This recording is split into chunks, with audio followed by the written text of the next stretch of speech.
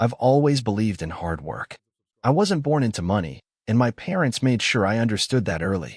If you want something, earn it, my dad would say, even when I was barely old enough to ride a bike. So, I started saving when I was 16.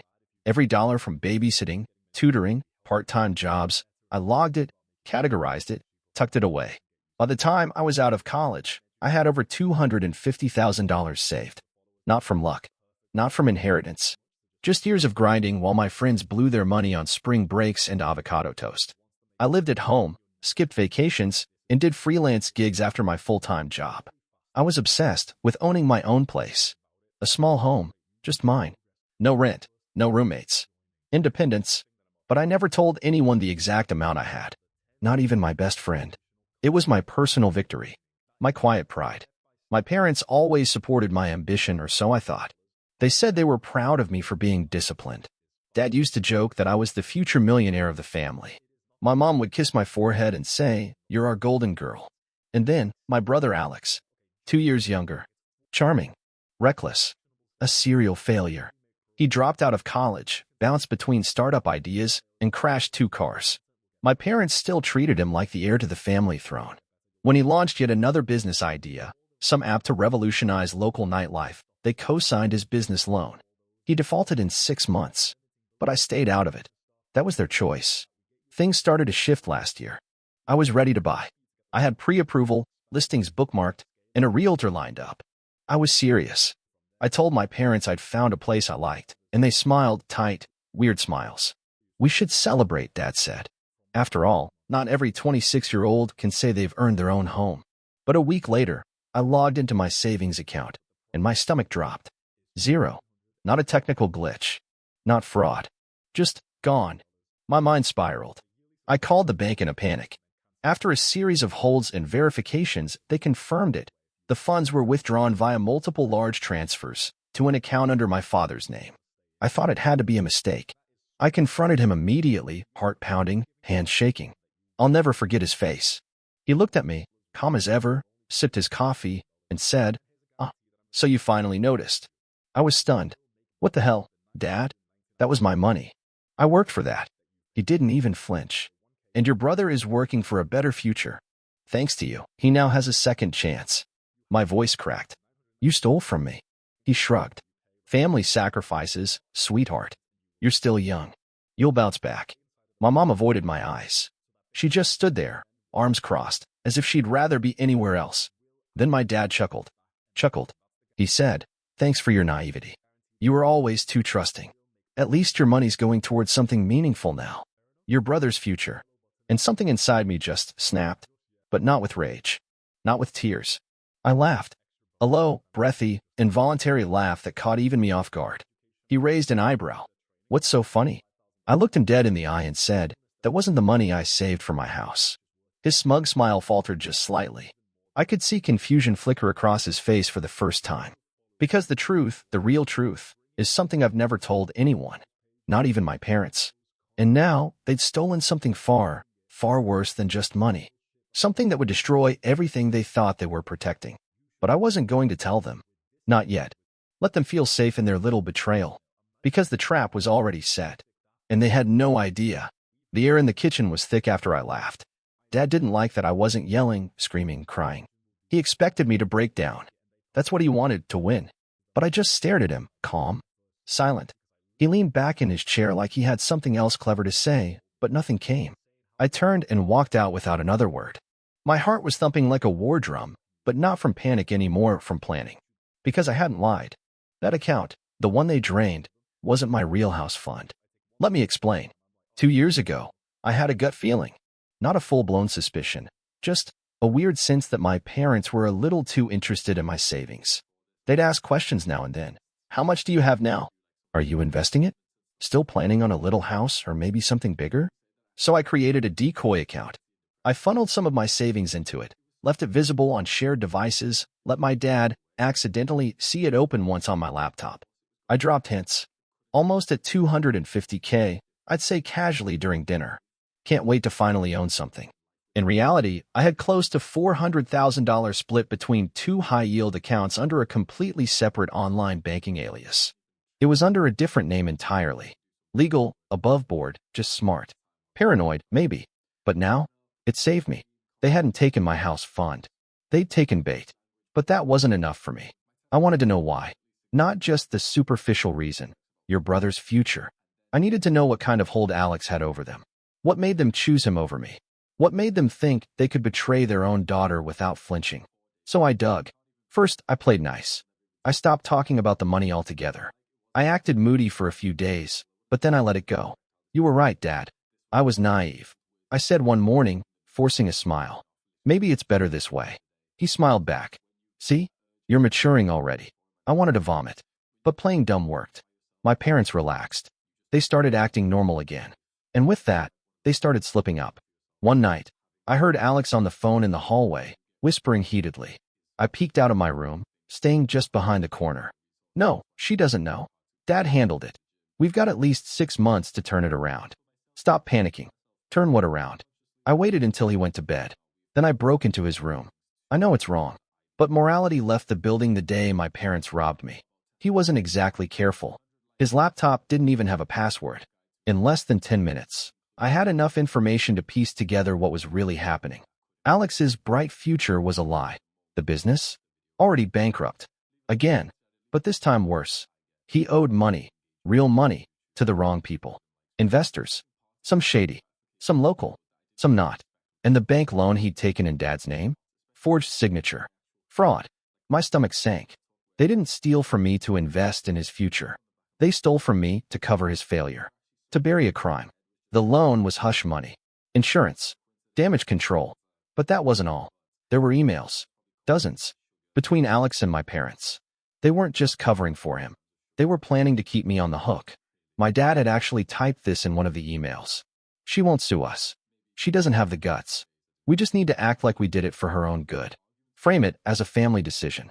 She's too proud to drag this public. Too proud? I copied everything. Emails. Texts. Account screenshots. I created backups in cloud drives. Printed out hard copies. I even emailed myself from a burner account and encrypted the files with a password only I would know. And then I did something risky. I went to the police. Not to file charges. Yet. But to ask questions. Quietly. They confirmed what I feared. What my parents and brother did could count as embezzlement, possibly identity theft, depending on how I framed it. Maybe even conspiracy to commit fraud. But that wasn't my plan. Not yet. Because I knew something else they didn't. My brother wasn't just running out of time with his creditors. He was running out of time in a much bigger way. And if things played out the way I expected, I wouldn't have to lift a finger to destroy the empire they tried to build off my back. All I had to do was wait. And maybe help it fall a little faster. The thing about being underestimated is, it becomes your greatest weapon. While my parents and Alex carried on, thinking they'd handled me, I was 3 steps ahead. I didn't just want revenge. I wanted the truth exposed in a way that would leave no room for excuses, manipulation, or cover-ups. And I wanted them to know it was me who made it all unravel. So I started with subtle sabotage. Alex's startup, if you could even call it that, had a bare-bones website, a sketchy mailing list, and was collecting user data illegally. His app had fewer than 200 downloads, most of them fake. He'd used bots to inflate traffic and numbers. That's what the last of my stolen savings went toward, hiring a shady marketing firm to fabricate hype. I created a fake investor account and reached out to him posing as a tech entrepreneur interested in strategic partnership. He took the bait immediately. We exchanged emails. I asked for pitch decks, internal numbers, financials. He sent everything. And it was worse than I thought. There were no working revenue streams, the projections were fiction, and he was lying on tax forms. I compiled everything. I even tricked him into sending an NDA, legally binding, and then violated it on purpose by sharing the investor packet with 2 real venture capital contacts I had through an alumni startup network. They flagged the fraud instantly. 2 days later, he was blacklisted on several forums. But I didn't stop there. I wanted to take it to the root, my parents. You'd think they'd feel some guilt, some discomfort. But no, they kept rubbing salt in the wound. Mom started making little comments like, "You'll feel better once Alex gets his business off the ground. It'll all come full circle. Or you're so responsible. You'll make that money back in no time." They didn't know I had copies of every withdrawal they made. I'd requested them from the bank. Turns out they used a power of attorney form I'd signed when I was 18 for an unrelated medical issue. Completely outdated. Completely illegal. But here's the kicker. They used that document to access my account, after I had already notified the bank that I was revoking all third-party access. That, legally, turned everything into theft. And I had it all on record. I booked a meeting with a lawyer. He looked at the files, emails, the forged paperwork, and said, "If you want to press charges, this is open and shut. Civil and criminal." But I didn't file the case. Not yet. Because the next part had to come from them. I invited them all to dinner. Yeah, a real dinner. Table set. Food cooked. Wine poured. I played the part. Smiled, laughed, made them feel like I was moving on. Alex bragged all night about some new partnership he was exploring. I let him talk. Mom kept trying to steer the conversation back to family. We all just need to trust each other again. Then, as dessert was being served, I looked at them and said, "Oh, by the way, I have some news." Their faces perked up. Probably thought I got a raise or something. "I've decided to buy a house after all." Alex froze. Dad narrowed his eyes. "With what money?" I smiled. "The real savings. The ones you didn't find."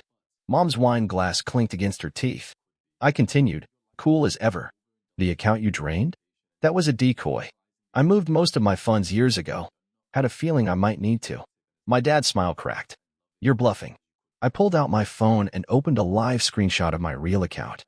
$398,275.74 stared them in the face. My mom paled. I set it down. "But don't worry. I'm not here to rub it in. I'm here to give you a chance." Dad blinked. "A chance for what?" I slid an envelope across the table.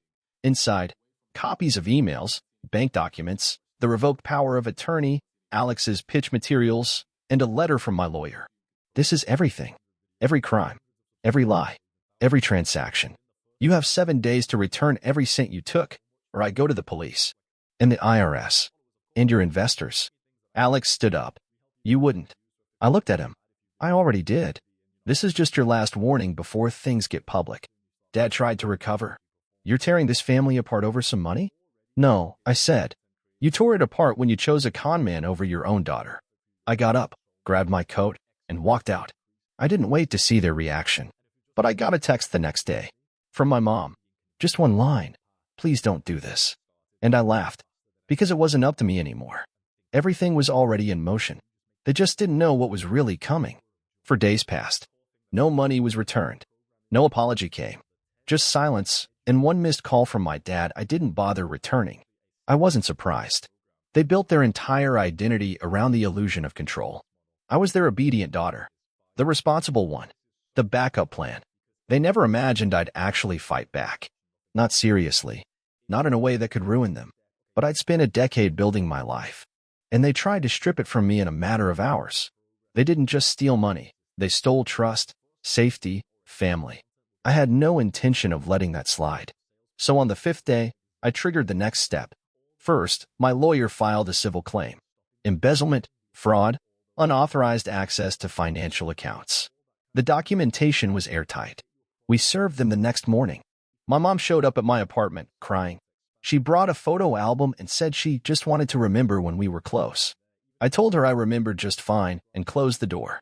But the real blow came later that week. Alex was arrested.